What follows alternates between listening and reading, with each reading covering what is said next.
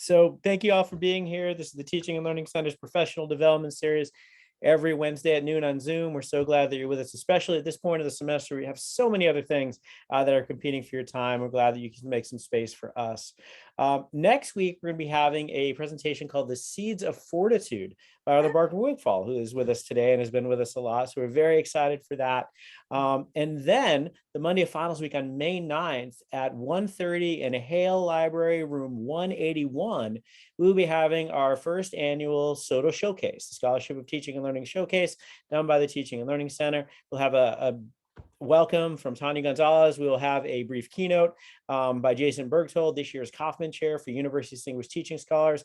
Then we have a wonderful slate of oral presentations, and finally a poster presentation session that we are very, very excited about.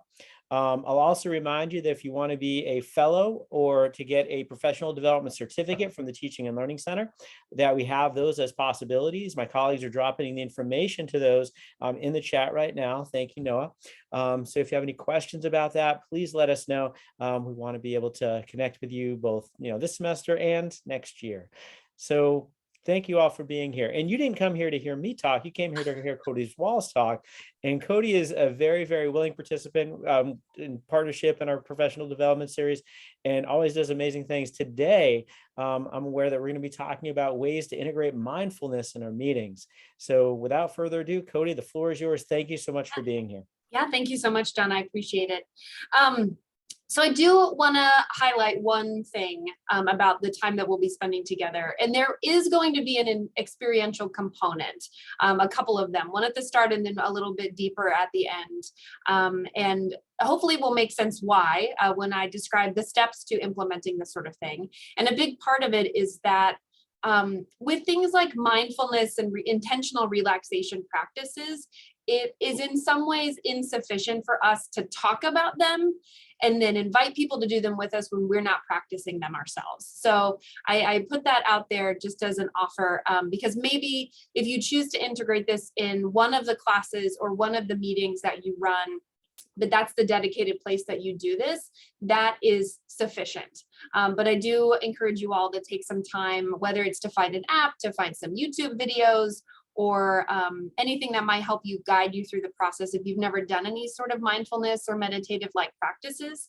So you can start to get a feel for what's helpful, what's not helpful, and how you can have those conversations and help and provide a little bit of framing for what to expect as you invite people to join you in this process.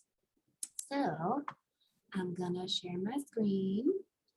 All right, and I do try my best to keep the chat open and also to keep your faces as visible as possible. But like I try to do, I love this to be a conversation. So do not hesitate to unmute yourself and to ask a question or to make a comment. I'll try to pause periodically at times to make sure we have space to do that together. So one of the things that we know is that it isn't just the time we spend on a task, but it's the quality of attention that we bring to it. So if our attention is somewhere else, and I realize having this conversation over our lunchtime on Zoom when we have everything else at our fingertips is a lovely challenge to get to face. But sometimes what we really need to fully engage is to take just a few minutes of doing nothing. So we're going to start out with doing that right now.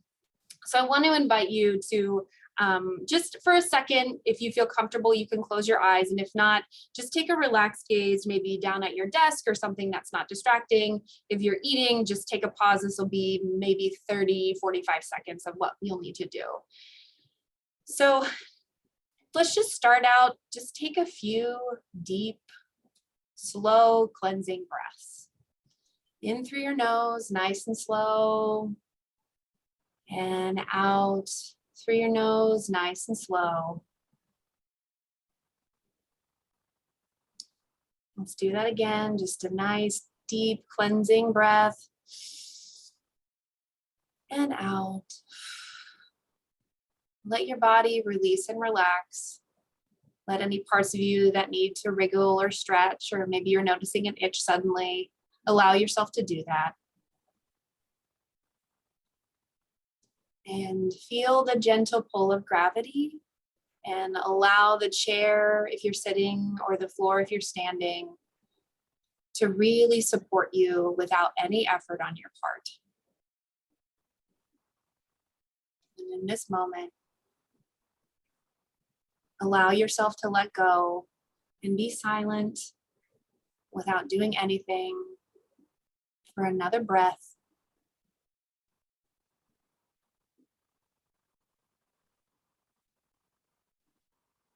And let's take one last breath in. And this one we're going to hold for just a couple moments. Keep holding. You're doing great. And out. And when you feel ready, you can open your eyes.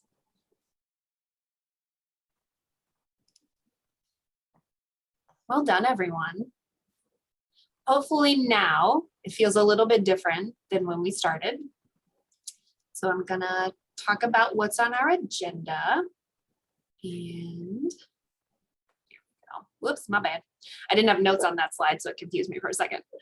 So we're gonna talk about this historical roots, because I think it's really important to give credit where it's due and to acknowledge that this is not a white Western idea, even though in some ways it has been co-opted. And the spiritual practice that was really integral to it historically is maybe it looks a little bit different. So what I kind of invite a consideration of is sort of like, if any of you have awareness about like Alcoholics Anonymous, within that program, there's a piece where you submit to a higher power. And for some people who aren't religious, that can be a real challenge because they don't believe in a God or a deity of any kind. And it's sort of allowing yourself to submit to something that's greater than you, whatever that is, like God, Mother Nature, the universe, it doesn't matter. So it doesn't have to be religious or spiritual. It can be a way of connecting in a holistic way. But again, I want to give credit where it's due. Talk about a little bit about benefits and considerations. Not everything is perfect all the time for everyone, but there are a lot of benefits to this sort of practice, even if it's just for a few moments every day. And then we're going to end our time with a practice that's a little bit more in depth. So historically, mindfulness as we understand it, and if you were to like look at my reference pages that are the references that I offer at the end of our time, you'll see sort of this interchange or use change. Oh my gosh, the word is escaping my brain. See, I got a little too relaxed with that mindfulness exercise. Overlapping terms of mindfulness and meditation. So if you do some research, you might see them used interchangeably. That's what I wanted to say. But mindfulness, as we understand it, has foundational roots in Hinduism. So the first document with descriptions of mindfulness and meditation is from the 1500 CE in India. The Vedas, if I'm pronouncing that correctly, is a large body of religious texts that contains some of the oldest written mentions of this process. It's often connected with yoga practices. And within this connection of yoga practice, mindfulness is about focusing on stillness and breathing and being present with the body at that moment. So sometimes we think about yoga as like a workout and an exercise, and then other times we hear it discussed as like a meditative practice or a space to hold and be present and to really ground yourself and your body in that moment. So that's sort of how mindfulness and yoga are connected. This concept of mindfulness was also valued in the 6th and 5th century BC, Taoist China and Buddhist India. So again, we have a lot of cultural, spiritual factors that go into this process. In the 6th century, this is where enlightenment really became part of the forefront in cultural understanding, and Siddhartha Gautama, forgive me if I'm pronouncing that incorrectly, the Buddha sets out to reach enlightenment and learning meditation in the process. And so that was an integral aspect. In the 8th century, the expansion of Buddhism to Japan happened, and so meditative practices started occurring frequently in Japanese culture and became part of the norm. I think about how much in particular we can learn from Japanese culture even now, where they have forest therapy. And we talked about this right in the fall semester if you attended my presentation about nature, integrating nature into our classes and the support for that. Just the amount of intentionality with movement and connecting in Japanese culture is valuable to acknowledge.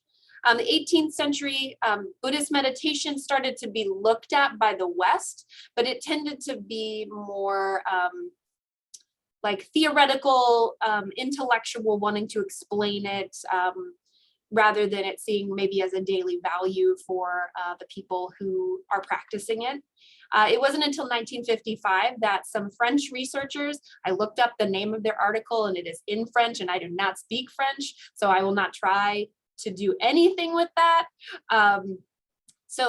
What these two folks looked at in particular were EEG studies, and EEG is electroencephalography, right? Please do not tell our neuroscience friends that I cannot perfectly pronounce this word. Thank you.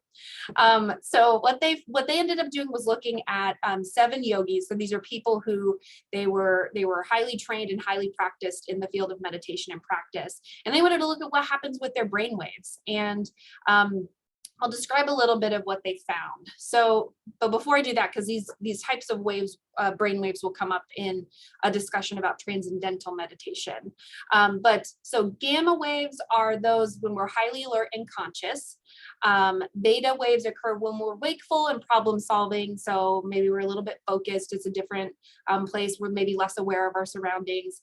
Alpha is when we're calm and alert.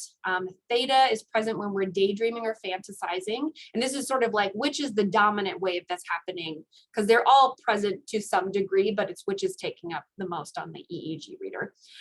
Theta is daydreaming or fantasizing, relaxation, low alertness, and then delta occurs when we're during sleep. And these are the ways we want to see for people who are really experiencing restoration and healing during their sleep cycles. So with the EEG studies, they've shown that theta waves indicate deep relaxation and occur more frequently in highly experienced meditation practitioners. Now, that is not to say that you can't experience benefit from it if you're just doing casual, maybe just daily brief practices. So the source is the frontal parts of the brain, which are associated with monitoring other mental processes. So when we measure mental calm, these regions signal to lower parts of the brain, inducing physical relaxation response that occurs during the meditation. So that's why sometimes people, when they do like 10, 15-minute meditations where they kind of hit that flow and they're in it, and then they come back up, they feel as refreshed as they had if they were taking a power nap. And the other thing that they found are the alpha waves were pretty intense. So it's been used as a universal sign of relaxation during meditation and other types of rest. So the amount of alpha waves increase when the brain relaxes from intentional goal-oriented tasks. So relaxes from them. So we're moving away from those things. And it doesn't mean that we're not doing things. It just sort of means our minds are just not being preoccupied with trying to accomplish tasks or to do particular activities. So any questions about that? This is like, okay, this is a page in even Psych 100, maybe a paragraph of Psych 100, anything related to brainwaves. So, all right, if you have questions, I can see the chat, so feel free to pop them in there. All right, and then the 1960s, we have transcendental meditation. And this is a particular technique that's used to detach oneself from anxiety, to promote harmony and self-realization through meditation. It often comes in the form of repeating a mantra, and it could be a word or a sound. Is often used in sort of practice. And I think, right, when we stereotype stuff, I'm thinking about like, what was that Eddie Murphy movie from the late 80s, early 90s, The Golden Child, right? Where he's like making fun of these things. It is also a part of the reality, but we can also not make fun of it. So, and so with transcendental meditation, other yogic practices promulgated by an international organization, so Bring to the Awareness, founded by Indian guru Maharishi Mahesh Yogi. So then we have Swami Rama. And this is one of the first yogis that was really studied by Western scientists and became really, really well known and famous for what he was able to accomplish with his body through meditative practices. So he was able to demonstrate abilities to produce different brainwaves on demand. So alpha, delta, theta, and gamma. So he could induce the deep sleep brainwaves and still be awake and aware of what was happening. He also had the ability to alter his heartbeat radically, including increasing it to 300 beats per minute for 16 seconds, which if you were on a heart monitor, you would probably be in the ER out of concern. And he was also able to completely stop it from beating for a few seconds, which I think what's most exciting about this sort of stuff is these are systems in our body that we don't understand exactly how we can control them because they're part of our autonomic nervous system. So we can be aware that our hearts are racing and that we're feeling distressed, but unless you're kind of tuning into them and understand some of the benefits and what's capable of these things, then we just feel like maybe a little bit powerless and unable to control them. So really amazing stuff. A couple of things, ability to remain consciousness of his surroundings when his brain was in deep sleep cycle. So he was demonstrating delta waves, but he was aware of what was going on around him. And he could also control his skin and internal body temperature. Again, these autonomic nervous systems. And so a lot of this helped create the field of biofeedback where you connect different sensors to the body to get a reading of like skin temperature, the skin conductance where you're measuring how much stress a person has based on how sweaty their hands are. Lie detector test is one people are most familiar with as a description for that. Also heart rate variability, respiration, EEG, EKG, all these sort of things were really integral to the field. And they were studied on these yogis who had intense experience and were able to do these things with their bodies. And this was, it wasn't like a magician's trick, like they were really doing these things. So pretty exciting stuff. All right. So the Western conception of mindfulness came from our good buddy, Jon Kabat-Zinn, who developed the stress reduction clinic at the University of Massachusetts Medical School. And the purpose, what he was trying to do was to help people with chronic pain manage their symptoms. A lot of times you'll see, if you look at the literature for using mindfulness or meditation as a treatment intervention, you'll see it used a lot with people with chronic pain. And most of those efforts are to help reduce the dependence on opioids. By allowing the body to either become in tune with what it's needing or to go through a more intensive healing process that it hasn't been able to do up until the time of learning some of these skills.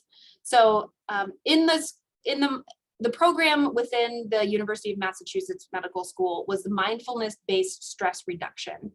And so clinically proven, evidence-based, efficacious program to support individuals experiencing lots of stuff. So obviously as a mental health professional, I am interested in its ability to work with depression and anxiety. It also is effective at insomnia, chronic pain, and cardiovascular problems, which we could probably have a whole nother presentation about cardiovascular health and heart rate variability and how we can train up to these things and actually extend our lives. And if any of us have the unfortunate experience of a cardiac event, it can actually heal that muscle and the system pretty effectively. So feel free to message me if you ever need me in future.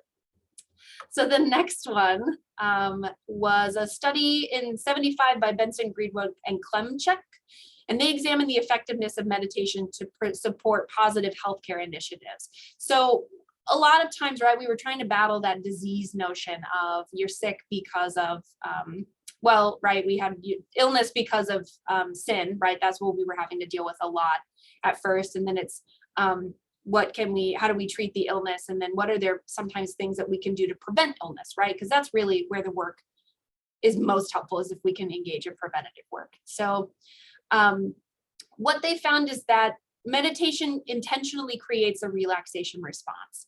And why this matters so much now is because we're still in a time frame in the 60s and 70s where they were studying it with people who practice yoga spiritually. And so it felt there was a disconnect between how do we create the understanding of the scientific benefit of this with people who don't follow these religious practices or these spiritual practices. In a lot of ways, I think it unfortunately sanitized what meditative practices can look like for a period of time. I think it's changing a little bit as people some people move away from more structured religious institutions. But what they did was they showed like, no, this is actually an intervention that's going to be helpful for healthcare. And the challenge, I think, for the greater medical community, though, is that, again, not a lot of people bought into it because they're like, we barely understand how medication affects people's brains and why it works and the mechanisms of action. So why are we going to trust that something this person is doing on their own is going to be as effective as something that we can do? Which we can, again, have another discussion about a medical industrial complex. But so reality is these sort of things, even though there's a ton of evidence to support them as an intervention, they may not be recommended by a medical provider as often as they could be.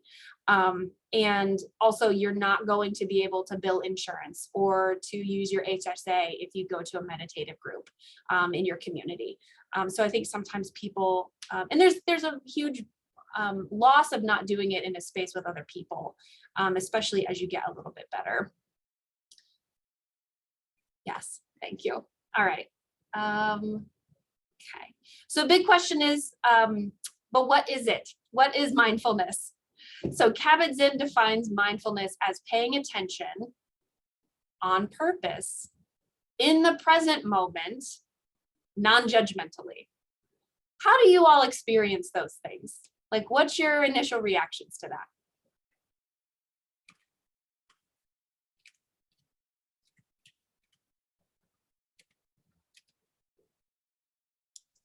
Well, I think of myself as paying attention on purpose, but that's a very tall order, I think, to do that with non-judgmental. In other words, unconditionally. Yes. Is the way I think of it. And there's often times that we move away from present moment because my minds drift. So for me, that's a very tall order. Yeah, for sure, for sure. Yeah. Last 2 points of the hardest, distraction-filled society. Yep. I agree with all of you. Non-judgmentally is sometimes the most difficult. And I think particularly being in a leadership position where I have to be able to make decisions and I have to be able to not like control in an ego sort of way, but just like whatever happens is ultimately going to be within my realm of responsibility. I have to make judgments, right? So to be aware of what's happening in the moment, non-judgmentally, is something difficult to turn off. Yeah. We'll talk about this in a couple minutes, but how many of you remember a time when you were preparing for a job interview or you were preparing for an application and somebody told you explicitly, make sure you highlight that you can multitask? Did that happen for anybody? Yeah, Cheryl, I'm seeing head nods. Good. Yeah. All right. It's really actually not good for us to multitask, because what's happening in those moments is we're not paying full attention to anything, and it takes time to we're actually missing sort of micro information as we switch from task to task. So you actually are less efficient doing that.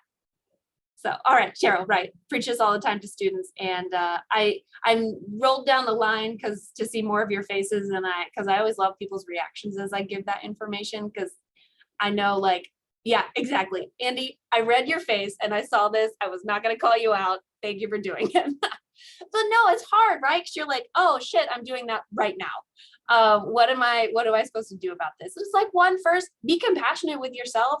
It is a cultural norm for us to be distracted. I mean, how many of us sit and watch TV while we're on our phones, or we're listening to music, or we're driving, right? Like, even when we're driving in the car, we're listening to something. If it's a podcast, if it's music of some kind, very rarely are we doing one thing at a time. And that can be challenging and distracting. So I will also add this conversation of mindfulness and being present. I would never ask any of you to be in this space every single moment of every single day. That's unreasonable. And I think pretty impossible. Yes. How often do we check our email while working on something? Often. I will be writing a clinical note and I'm like, oh, what happened to my email? And I will like move away from it. And it's like, why did I do that? Why am I doing this? And it's just so easy because it's just a mouse click, right? So this definition highlights 3 specific ways our attention shifts 3 gears when we're practicing mindfully. So on purpose is conscious and deliberate direction of our attention. In the present moment is bringing attention to the here and now, and non-judgmentally is paying attention to our experiences without judging or labeling them. I think this is a really important concept when working from a clinician's perspective, because so often people who are struggling with mental health disorders also have a pretty distorted perception of things. If it's interactions, if it's events or tasks, or even themselves, then they're going to bias their judgments in a negative way, right? Like generally we're not bummed about judging things positively, especially if it's ourselves and our qualities. And so, but it's just sort of allowing it of like, this is what is happening. That is a non-judgmental, you're just describing what it is. Like you are right now sitting and looking at your screen, right? You're reading the chat. These are things you're doing in this moment. And that's all. It doesn't mean you're a good person. It doesn't mean you're a bad person. It doesn't mean what's happening is good or bad. It just is. So mindfulness is a moment by moment awareness of our physical, mental, and emotional experiences, and involves non-judgment, meaning that we pay attention to our thoughts and feelings without believing there's a right or wrong way to think at any given moment. So yeah, sorry, Cheryl, I just read the eating part. That is a tough one to give up for sure, especially when you don't have that much time during the day. You're like, all right, here's some snacks. All right, so some benefits. So Davis and Hayes completed a practice review of psychotherapy literature to summarize the benefits of mindfulness. So affective benefits, these are emotional benefits, is emotion regulation. So mindfulness and meditation can promote metacognitive awareness. So it's like thinking about thinking, which is really important for insight development. Can decrease rumination by disengaging in perseverative cognitive tasks. So it stops us from spinning our wheels and replaying those frustrators or wishing we would have done something differently or shadow boxing that person or anything like that. It enhances our attentional capacities through gains in working memory. So if our brain in this process is like a muscle, you know, the first time you try to lift a weight for your arm, it's going to be a little difficult, right? But the more you do it, the easier it gets. And instead of weight, like in a physical sense, it's time for your cognitive sense. So each time you turn your attention back to a task, that's flexing that muscle or that's working out that space. And it doesn't matter if you have to do it 1,000,000 times, but the fact is that you're giving yourself the chance to do it again. And that's all that matters. Again, non-judgmentally. So some ways of kind of asking or engaging in emotion regulation process is, can you stay with what's happening right now? Can you breathe with what is happening right now? And it isn't really like a yes or no answer. It's more like, how can you stay with what's happening right now, may be more accurate. Decreased reactivity and increased response flexibility. So evidence indicates that mindfulness meditators develop skills of self-observation, remember metacognition, that neurologically disengage automatic pathways created before learning, by prior learning, excuse me, and enable present moment input to be integrated in a new way. Basically, when you notice things, you learn things. So you get an opportunity to do something different. Because if you know that you're being physiologically activated, maybe you can feel your face flushing with anger, or you feel yourself paling out with fear, or you've got tension in your stomach, or your hands are getting sweaty. These are all cues to pause yourself and to notice what's happening that feels similar and decide if you want to do something differently. And again, this stuff takes practice, but the more you practice, the easier it will get to do something more effective or helpful. Let's see. And then there's interpersonal benefits. So they talked about this a lot in terms of couples therapy with the literature that they reviewed.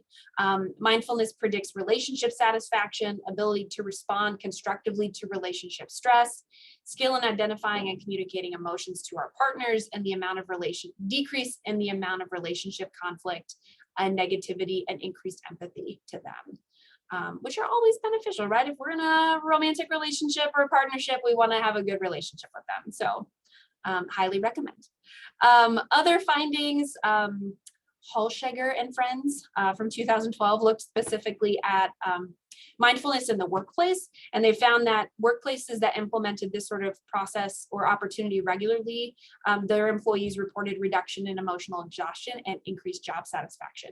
So imagine translating this to your classroom. Students might be less tired coming to your class, and they could be happier. So, and here's just some more support for it. Donald and Friends in 2016 found that present moment awareness is associated with enhanced response to daily stress. And this was a longitudinal study, so I liked this because it wasn't just what happened after the practice. It was how did they feel after the practices were occurring 20 days from where they started.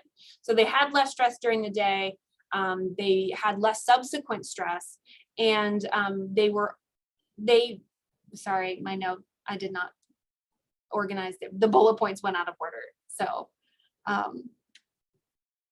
yes, so present moment awareness facilitated adaptive stress responses. So regardless of what their emotional states were at the time or how severe the threat was that they were experiencing. And generally they're not like pushing them in front of a car. It's more just like, you have a large project that's due right now and you have to do it. How are you going to respond? So generally, again, this is support for being really helpful, but I do want to offer a caution. So I think especially for noobs to this process, it's like, okay, I'm going to do it 100%. I'm going to do it for an hour every day and my life is going to be amazing. Well, guess what? It's not going to work that way. One, because you're not going to have time, which means you're not going to stick to it. And secondly, there is such thing as too much of a good thing, which I really appreciate this graph that Britain 2019 developed. So there is a great deal of evidence to support the benefits of mindfulness, but there's also mixed, null, and contradictory findings, differential and sometimes negative outcomes for some subgroups. So where that was most acute in the literature that Britain reviewed was in cancer patients in the acute phases of their illness.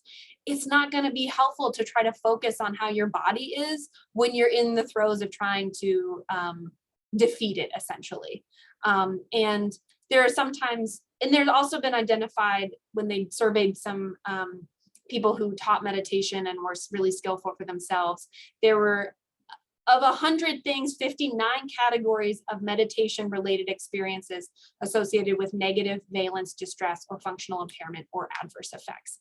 So here is my word of caution. It does not work all the time, every time for everyone.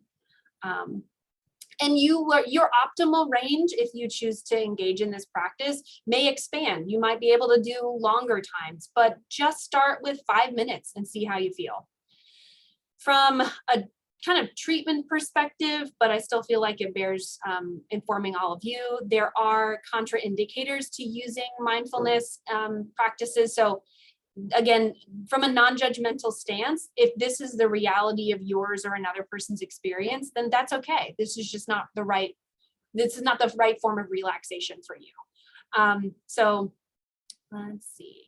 If the process is what aspects of benefit come from the meditation, indicators, which are who are good candidates for this sort of thing and could benefit from it.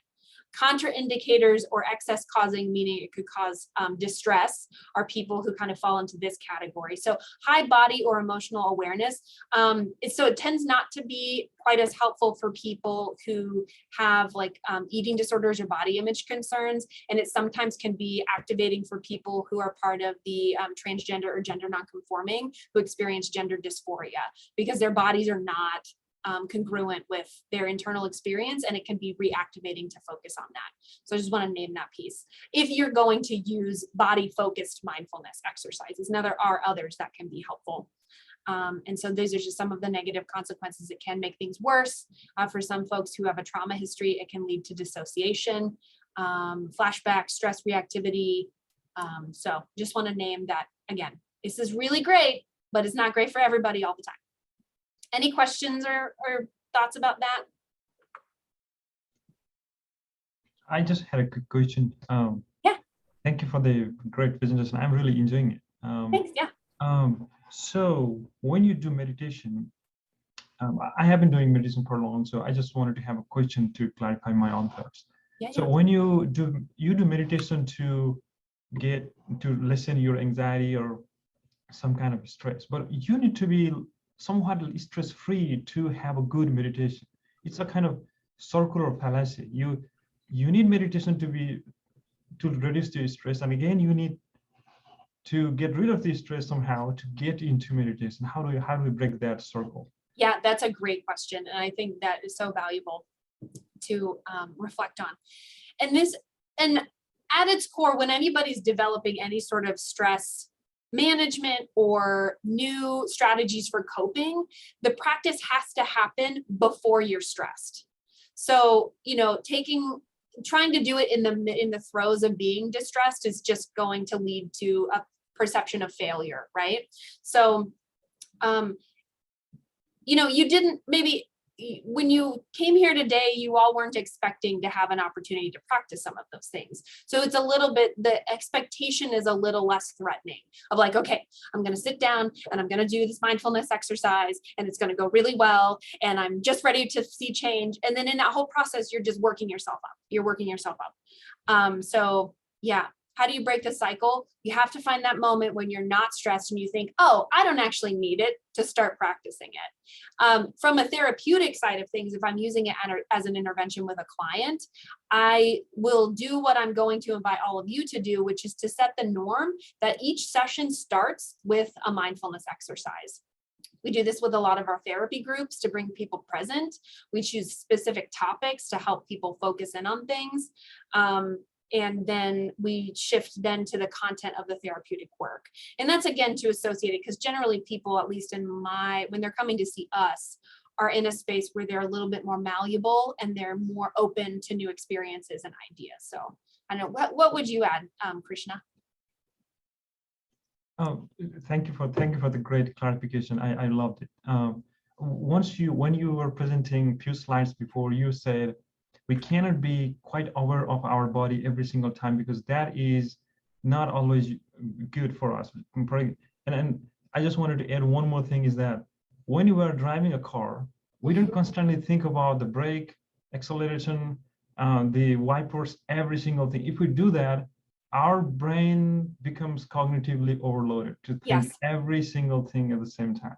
So it's our probably evolution that our mind tries to side off certain things to focus on something that is really needed at that moment. Yes. And, yes.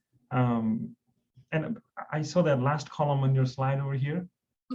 Probably because we are too much doing what we are not supposed to do naturally, evolutionarily, probably. And yeah, that's very true. Yes, we are doing a lot of that. I think that's it.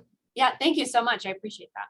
So, all right, so let's see it happen in the classroom. So, mindfulness in the classroom is this concept of contemplative pedagogy. So teaching methods designed to cultivate deepened awareness, concentration, and insight. And again, this is where it combats a real problem of multitasking.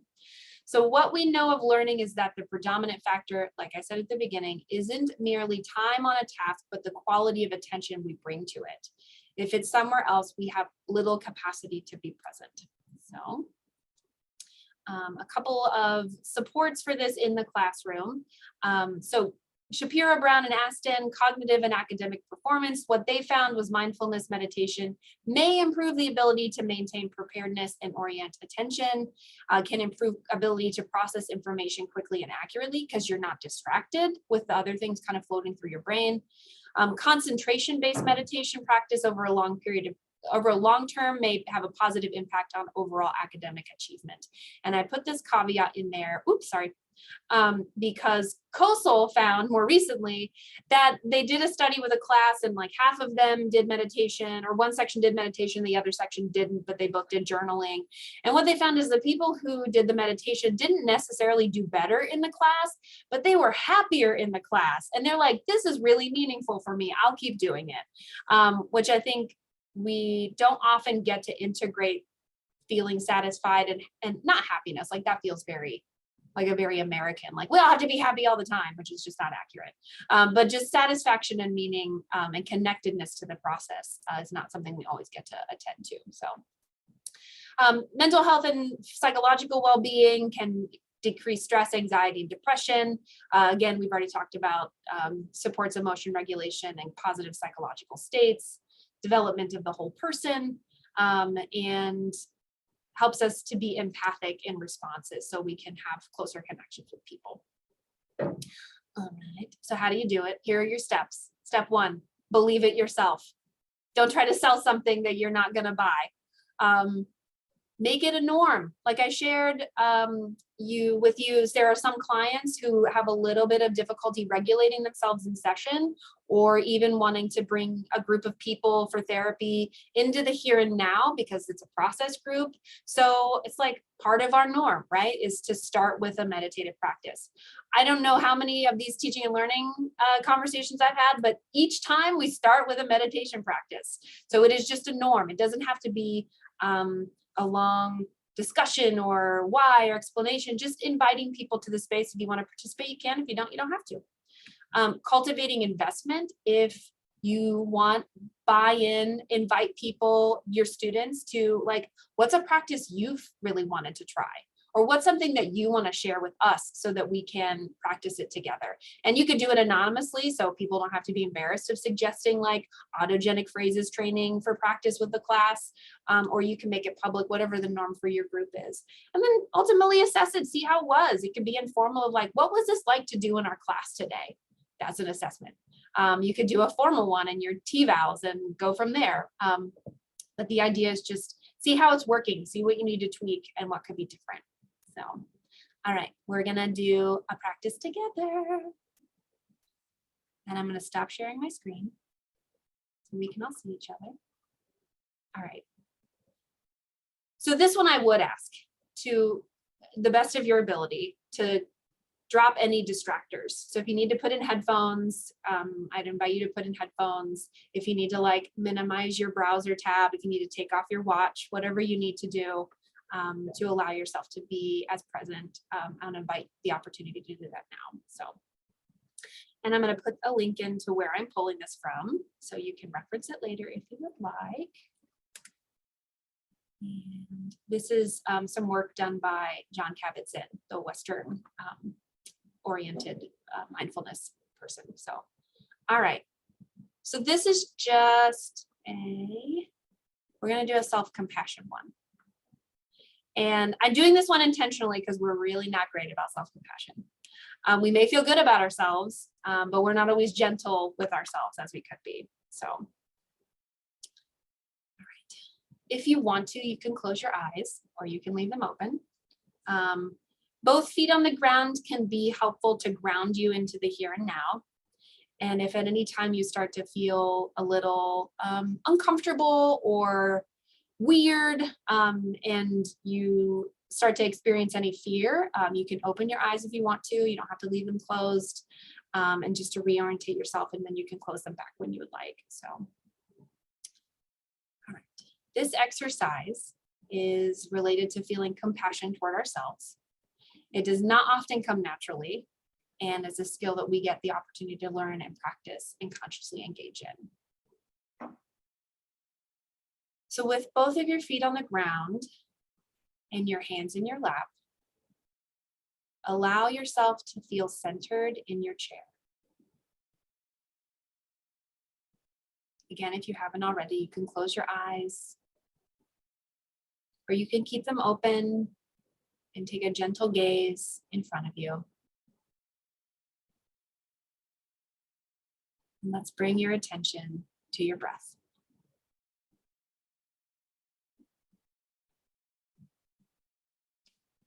And just notice how gentle your breath's coming to you in this moment. There's nothing you have to do, but be present.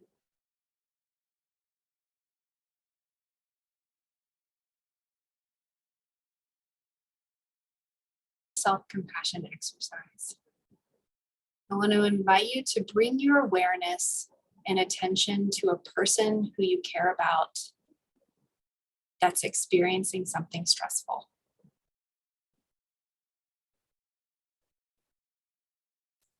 Thinking about the feelings of compassion and love that you have for that person. And imagine that you're enfolding this person with those feelings.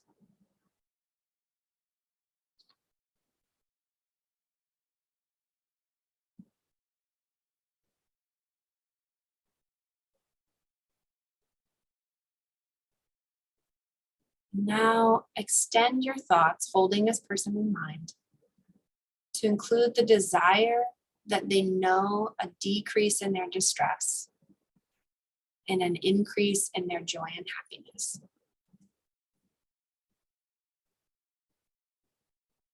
And as you extend this compassion and love outside of you toward that other person, notice the thoughts, physical sensations, and emotions that come to you as you focus on compassion.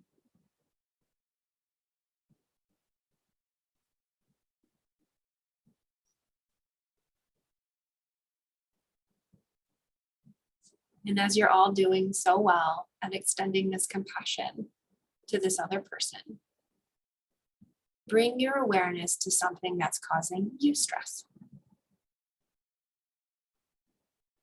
Acknowledge that this is stress and notice how it makes you feel without judgment of those feelings as good or bad. To help with this, you may say to yourself, stress is part of life.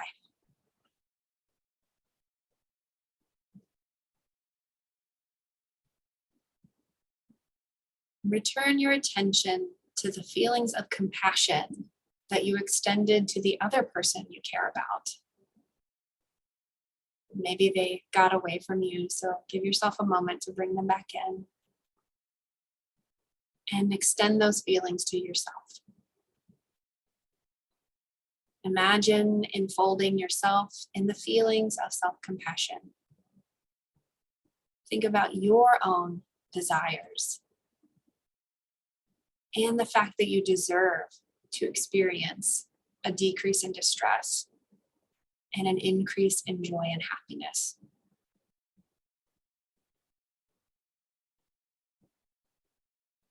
Notice how you feel when you direct compassion toward yourself. Maybe you notice some softening around your eyes. Maybe you notice a small smile at your lips as you extend compassion to yourself.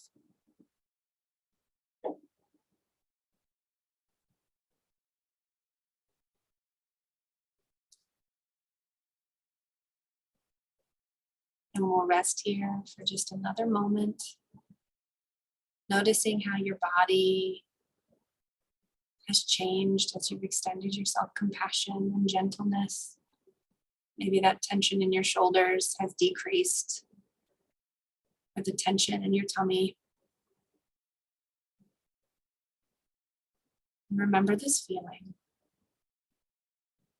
As you bring your attention, mindfulness, and awareness back to your breath, staying here in this moment for just a little bit longer. And with one last breath in, bring your attention and awareness to the present as you're ready to continue your day with awareness, relaxation, and focus.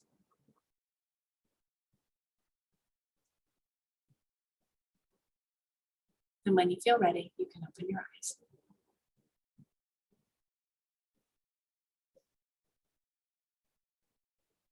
So technically we're at time, but I do want to hear what that was like for folks.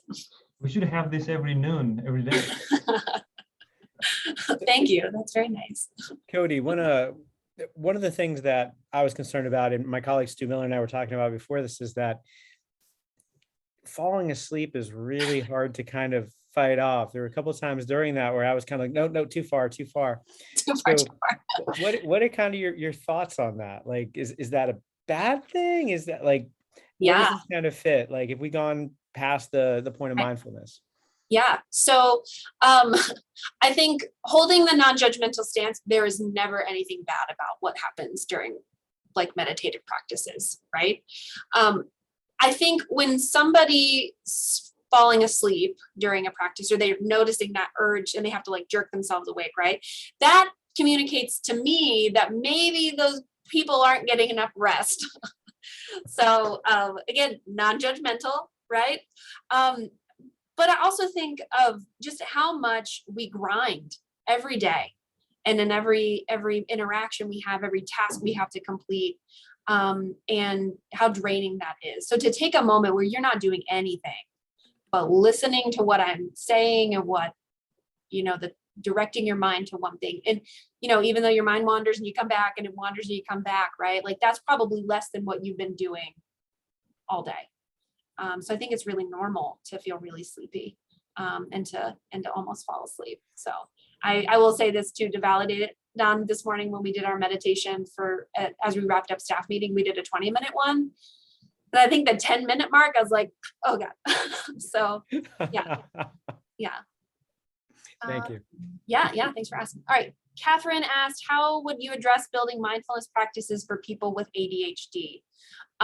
This is where the cultivation of compassion and gentleness are going to be really important, because it's neurodiversity, and there are certain ADHD oriented mindfulness exercises designed specifically with them in mind, that you can help direct that to. There are people also with autism spectrum disorder where we want them to develop skills at physiologically relaxing, but the idea of focusing on their breathing or on bodily sensations is so overwhelming and distressing that it has a counter effect. So I can, Catherine, I can look up some specific resources if that would be helpful, and I can email them to you. Would that be good? Yes, awesome. Okay, and Tiffany, mindfulness app, Insight Timer. Oh, thank you, Tiffany. That's awesome. Insight Timer, that's a good one. All right. Short yoga and meditation. Students like to so much. There you go. Beautiful comments and highest TVAL scores, right? There's your moneymaker, literally. As well. Thanks so much, Krishna, for sharing that. Any other thoughts or reactions to the practice for yourselves? Thanks, Barbara. Kodee, I had a question. That's Mary Ellen. I was wondering about, I felt really comfortable doing this sort of in the privacy of my own office, and I was curious about kind of some insights you might share about if we were trying to facilitate something with the group, and maybe how to help people through their discomfort, or should you try, or how do you work through some of those feelings? Because I can imagine if I were suddenly sitting in with all these lovely people, but everybody all together, maybe I'd feel kind of embarrassed or shy or awkward about it. Yeah, for sure. It's really normal to have that initial worry. Usually after a first practice, people are like, oh no, this was much easier to settle into than I expected. And so that resistance doesn't come up later. Normalizing it, I think, is really important. Is if you've never done this before, you're probably going to feel silly. But just know you're not the only one who's going to feel silly. And you can disclose, right, your own experience of, I did it and I also felt silly at first. And then, but what I noticed is that it was helpful for me. And that's why I do it now. And I'm inviting you to it as well. And it's if you feel too silly and you can't engage, then maybe just sit quietly and observe your desk in front of you, or, notice the back of your phone case and really pay attention to that if it feels like doing what we're going through together is going to be too distracting. Yeah, does that help, Mary? Okay, good. Yeah, all right. I am noticing the time and I want to be respectful of it. If you have thoughts or questions or other ways you want to share your reactions, just feel free to send me an email. So thanks for letting me join all of you and for going on this with me.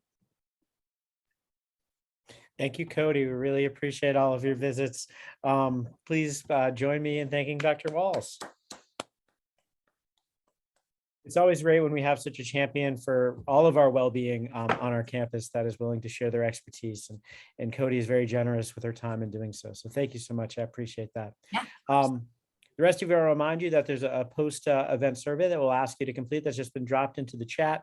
If you're looking to do a GTA or a faculty staff professional development certificate, that information is available as well. One of my colleagues will drop that in the chat.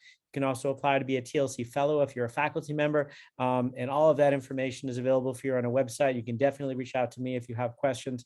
I also want to remind you that on May 9th, the Monday of Finals, you get 1:30 in Hill Library 181. We have our first ever TLC SOTO showcased But next week, LaBarbara Wigfall will be talking to us about fortitude. And we're very excited about that. So thank you all for taking some time to spend with us this afternoon. And I hope you have a wonderful conclusion to your semester. Bye, guys.